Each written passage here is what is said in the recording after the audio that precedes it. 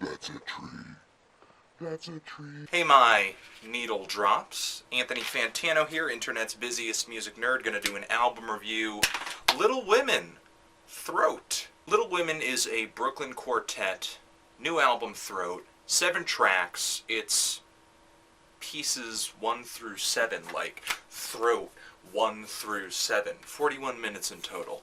And this album has been blowing my mind for the past few days. Blowing my mind. This review is really going to be for my avant drops, for my noisy needle drops, so if you're looking for the next electro pop album, you may want to turn back. But if you do want your brain scooped out of your skull and handed to you on a plate, then I think you're going to want to stick around for this. Now, there was a phase in my musical trajectory where I was just listening to a lot of avant-garde music because I just enjoyed the thrill of it. A lot of noise music, too.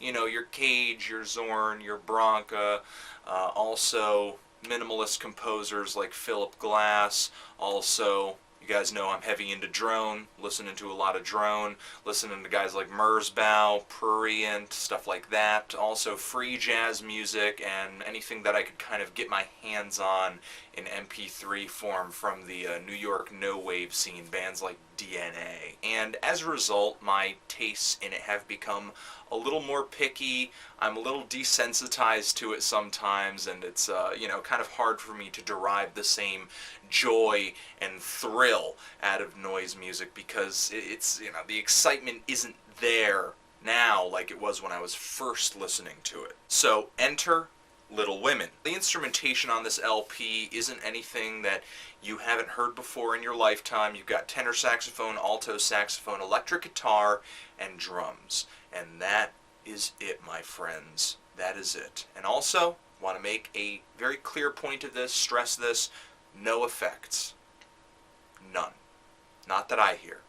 Maybe there's some light compression in the post-production, something like that, but no reverb, no, you know, distortion, no chorus, nothing like that, no pitch shifting, no experimental weird effects.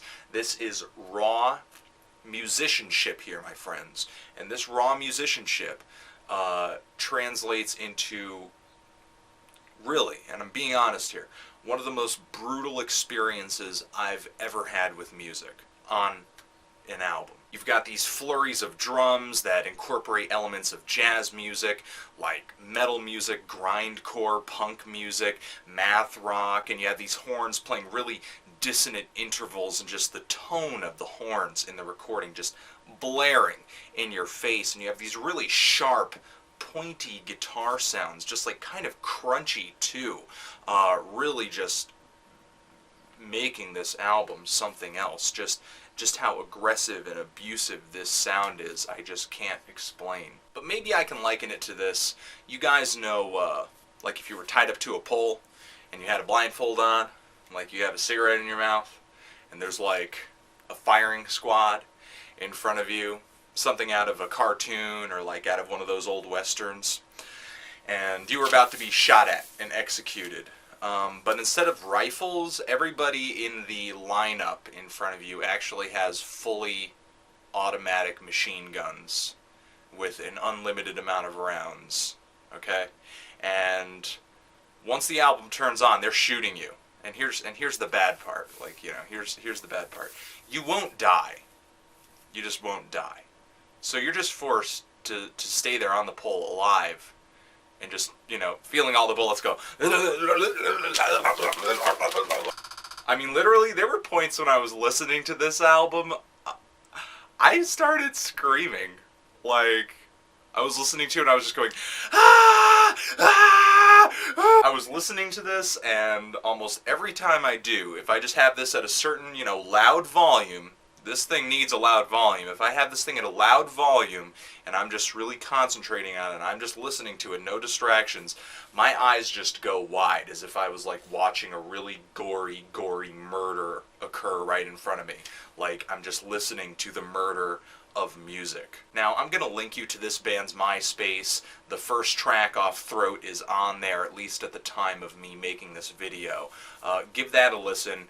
There are a lot of tracks on this LP that are like that. I want to say about 4 of the tracks on this album are really cut of that extremely aggressive, disorienting cloth. You do have another track on there that is very slow, very stripped down, no guitar, no drums, just the 2 horns, and they're making like these really just sour notes that are just like, you know, just it's like after the first round of being shot, and then another track kicks in, you're being shot again. You know, it's another disorienting experience. The 4th track, which is my favorite and the longest on the album, is actually quite beautiful. Very pretty, very harmonized horns on that one. And the chord progressions on that track are just really emotionally, you know, just hit home with me, I guess you could say. And the drumming on that is very great too. I mean, it's honestly a pretty track. You know, I mean, of course that's subjective, but it's a very pretty track compared to the rest of what's on this album.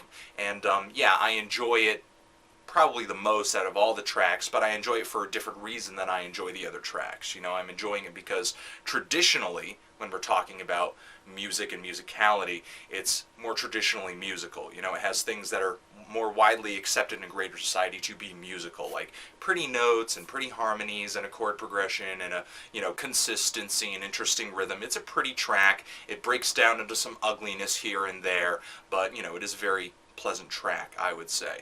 And then you have the last track where it sounds like all the members of the group are trying to choke themselves to death, and there's like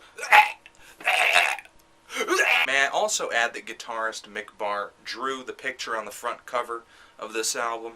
If you're into technical stuff, if you're into experimental metal music, I don't think you need a better endorsement than that. I don't know if there's anything else I could say about this album, other than that it just drove me insane.